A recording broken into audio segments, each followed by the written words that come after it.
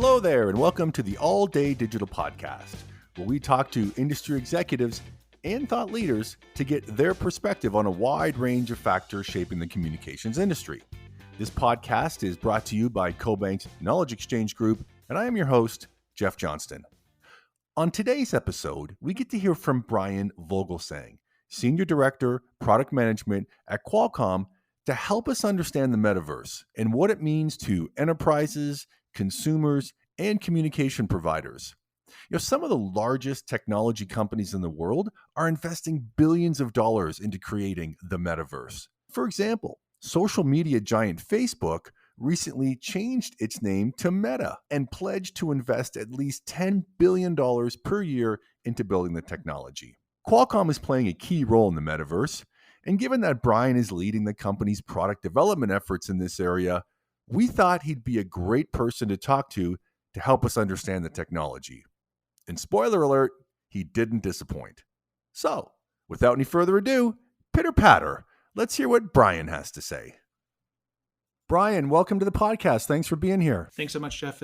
Great to be here. Hey, let's talk metaverse here. So, I think when we think about the metaverse, it's a really broad category, right? I think with a lot of different applications. And I think for today, Brian, what I'd love to do is focus on the metaverse from an augmented reality and virtual reality standpoint.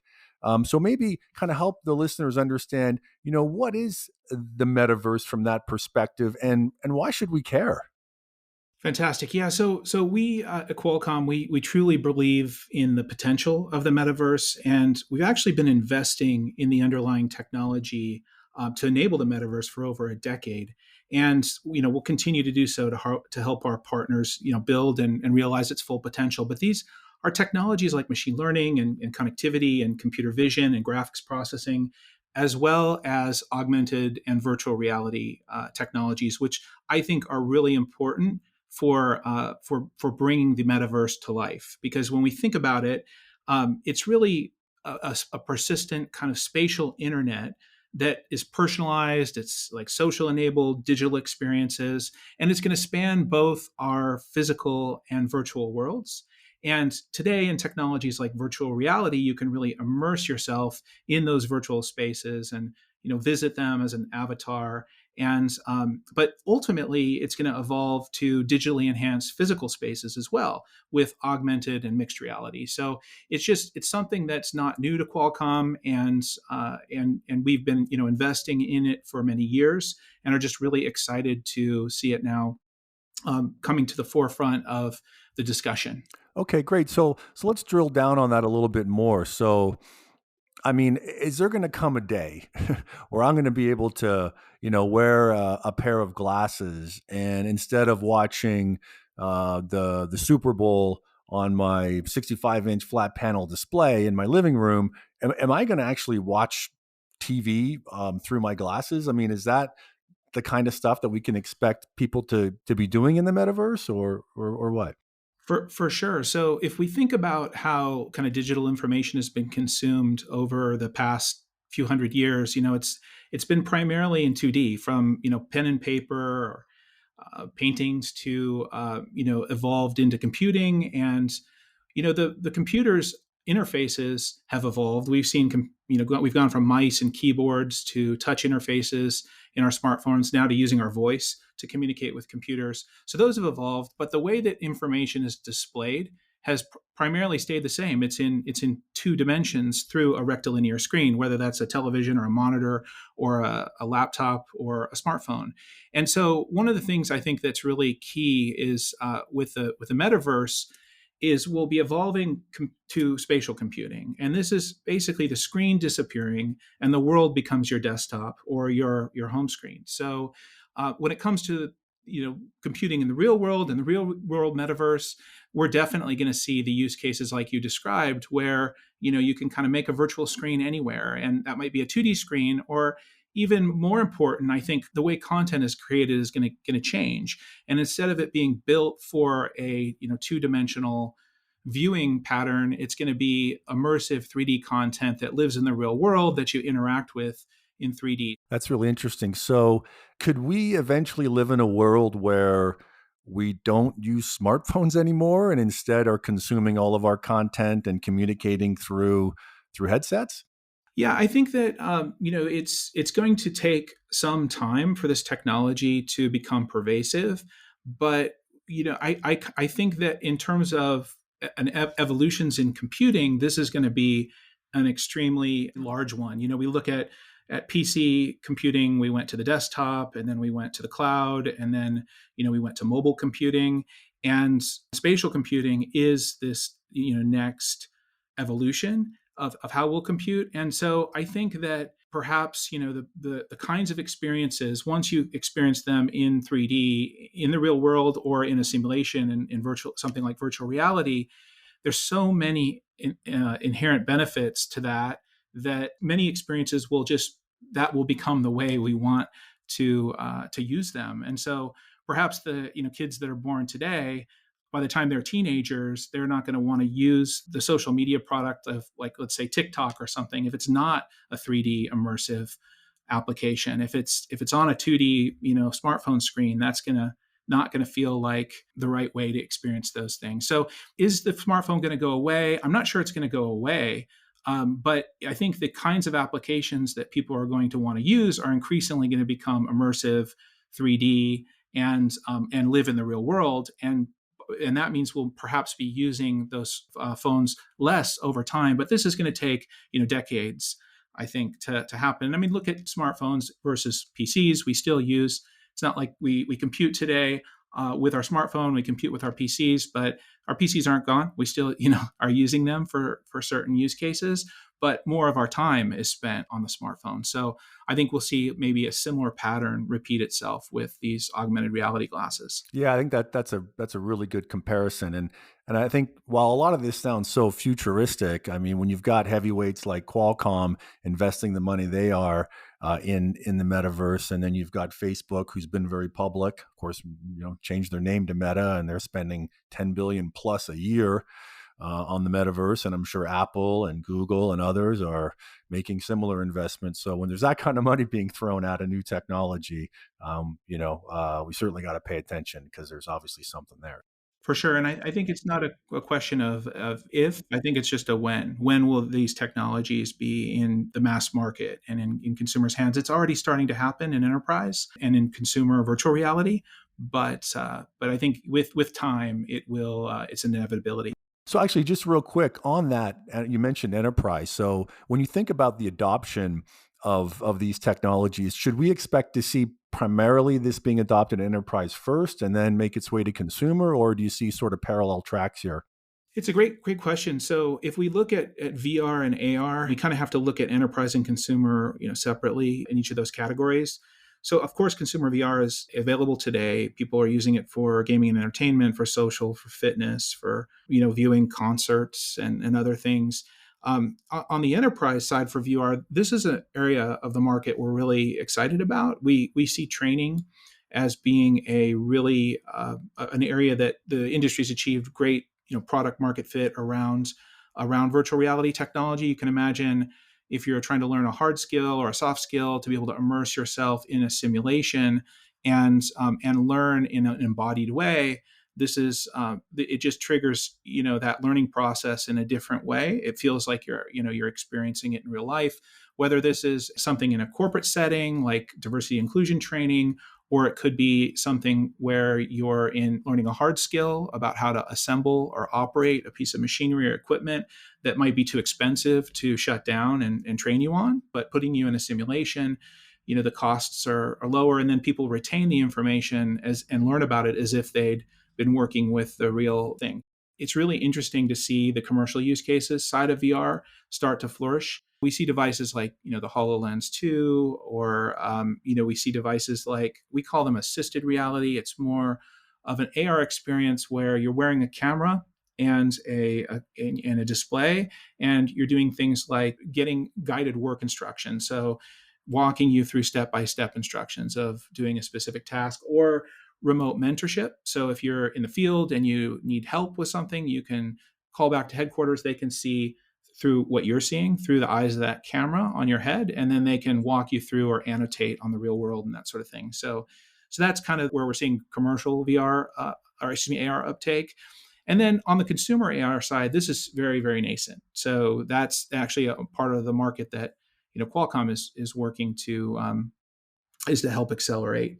Is how do we get to a point where one day we can all have access to consumer AR glasses. Wow, it's amazing how many different applications and use case scenarios there will eventually be based on what you just said. So that's really exciting. So I want to talk a little bit about what Qualcomm is doing, because Qualcomm really, I think, has been at the center, or really a key technology enabler in mobile since, I don't know, the mid '90s. I think every phone pretty much out there has got some kind of Qualcomm technology in it. So no doubt Qualcomm, I'm sure, is playing a critical role in the development of this new technology. So maybe you can help listeners understand a little bit about what Qualcomm is doing to help make all of this a reality. So one of the things we're best known for are the chips and the systems on a chip that we build, and these are really power the devices at the platform level. We deliver the hardware, graphics processing, AI hardware blocks, computer vision blocks that allow these devices to be built. So you think about the Meta Quest or devices like the HoloLens 2; those are built on Qualcomm's chipsets. And then we also provide the persistent connectivity to the metaverse. So if you're connecting one of these devices to a digital twin, or you need to be connected to an augmented reality map of the world that you're interacting with, that's done through wireless. And Qualcomm's a leader, of course, in 5G and Wi-Fi. But then we're also enabling the core technologies in augmented and virtual reality. These are graphics and spatial audio, the perception technologies. So when you put these headsets or glasses on, they need to be able to perceive the world around you and understand it, whether that's, let's say, tracking your hands or tracking your body and its physical location in a room, understanding the physical geometry of the room, so that if you're placing augmented content into it, that it's oriented in the room in a way that it feels real. And so these kinds of perception technologies we're investing heavily in, and enabling those kind of foundational building blocks that others are building upon to create these devices. And then also with Snapdragon Spaces, between the devices and the chips and the connectivity and the core technologies, we kind of see Qualcomm's the ticket to the metaverse, because we're kind of enabling all the foundational technology and the end devices that allow people to experience it. So I'd like Brian to transition a little bit here and talk about the networks that need to help sort of enable all of this to come to life. So we've talked about the chipset and the devices and some of the applications, but we need wireless networks, we need wireline networks, fiber, and so forth to bring all of this connectivity together. Of course, it obviously exists today, but I'm curious to get your thoughts as we think, a few years down the road. It seems like these applications are going to be pretty bandwidth intensive and require fairly low latency. So I guess A, is that true?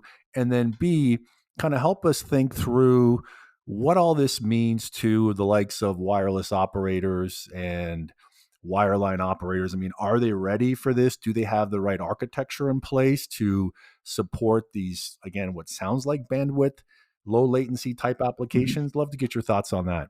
Yeah, it's absolutely the case that this technology will leverage the networks and the capabilities we get from 5G in terms of latency and throughput.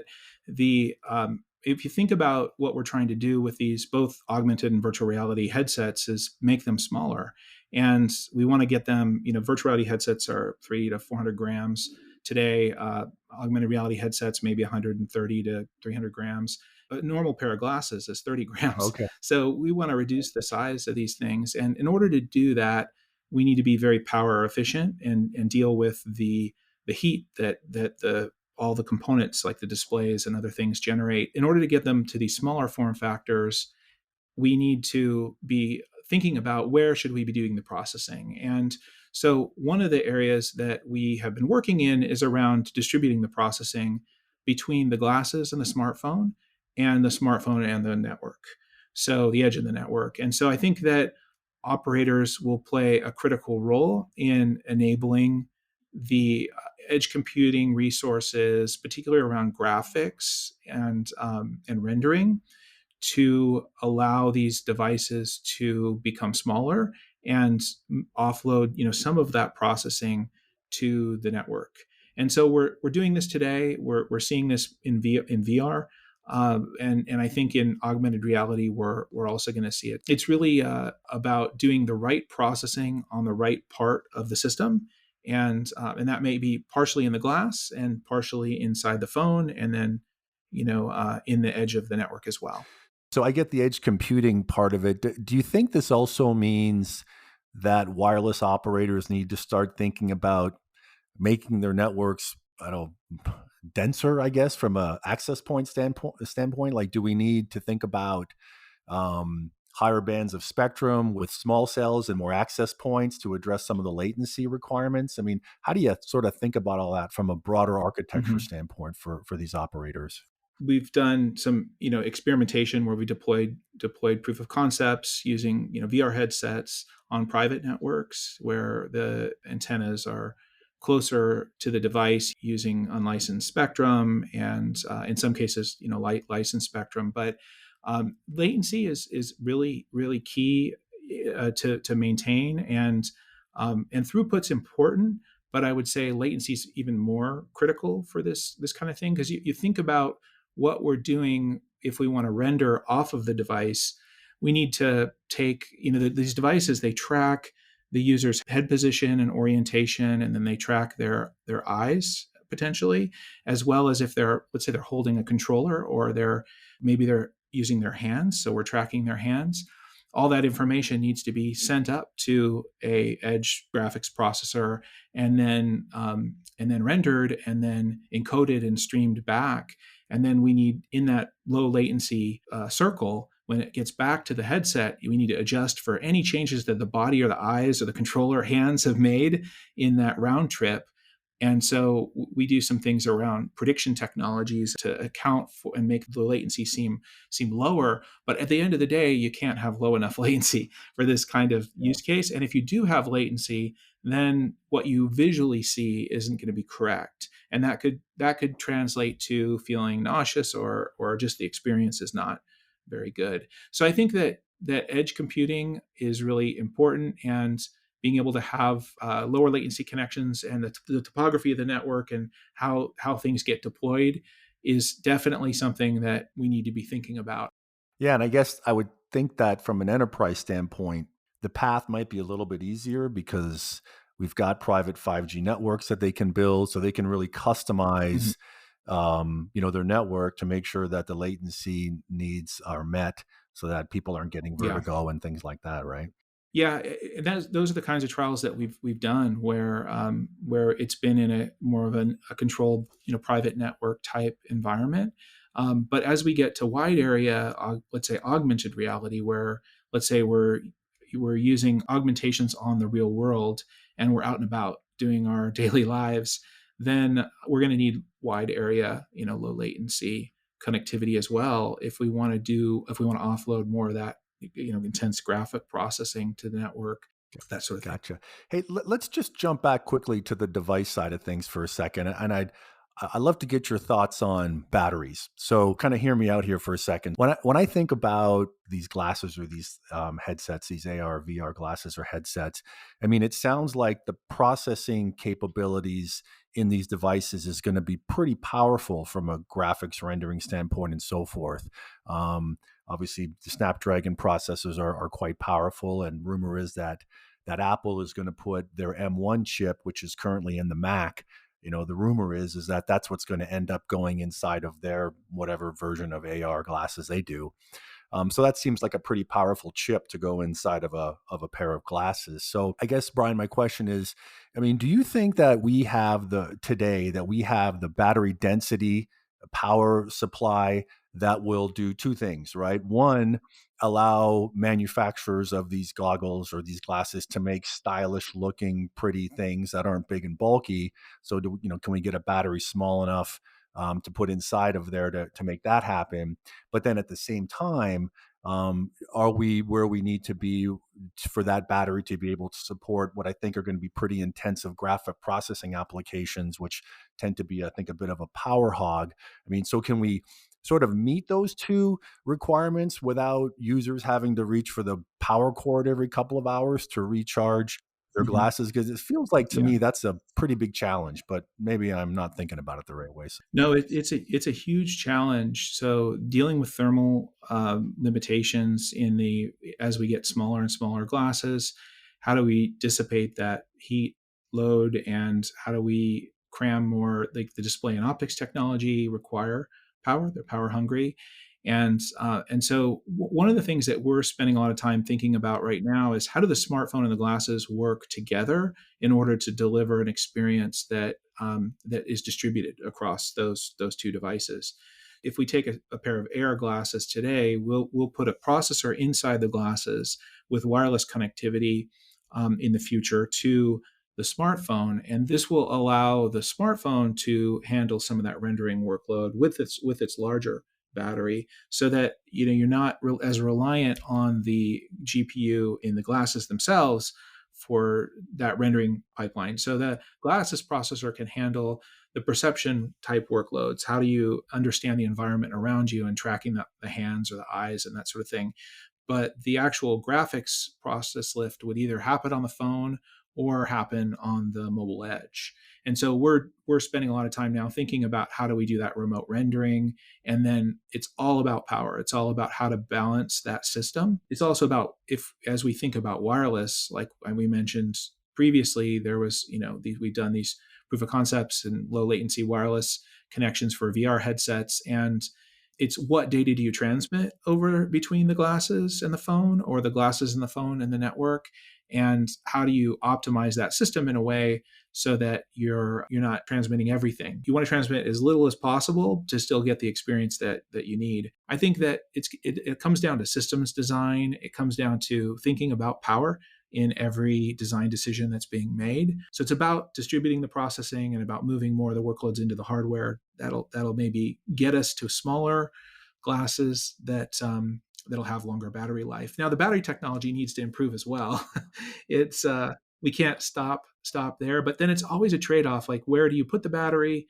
If it's a VR headset, you have more flexibility because it's a little bit bigger device. But if it's AR, you've got to put them typically in the sides of the glasses, and then that makes them thicker. yeah, they got to look nice. And then you have to run more wires. Yeah, yeah. Wow, geez. A lot of moving parts between the device and the Yeah, network. Yeah, that's really something. that's right. Well, Brian, we've covered a lot today. So this has been just fantastic. Is there anything that I didn't ask? I mean, well, I'm sure we could go on and on forever and ever, but is there any other sort of salient points that you'd like to make, or do you think we covered the main things? I think we did. I think that we're just really excited with the momentum that we're seeing in the market now around augmented and virtual reality. We're really excited about the role that Qualcomm plays in enabling the ecosystem. So with technologies like Snapdragon Spaces and working with developers. Well, it feels like the old adage of "it takes a village" applies here, right? And you guys are certainly leading the charge. So that's great. Can't wait to see how this all plays out. Awesome. Great. Well, Brian, thanks so much for being here. This is fascinating. I'm a technology kind of a geek, so I'm really excited to see how this all evolves, and we'll be watching closely. So thank you so much for being with us here today. Thank you, Jeff. Appreciate it. I know it's difficult to think about using virtual reality glasses to watch the Super Bowl instead of on your 75-inch 8K television, or beaming a hologram of grandma and grandpa into your living room. But as Brian mentioned, this isn't a question of if, it's a question of when. And when you have tens of billions of dollars being thrown at this by some of the most influential and largest tech companies in the world, well, history would suggest we shouldn't be too dismissive. And of course, all of this promises to have a profound impact on communication networks, given the bandwidth intensive nature of these applications.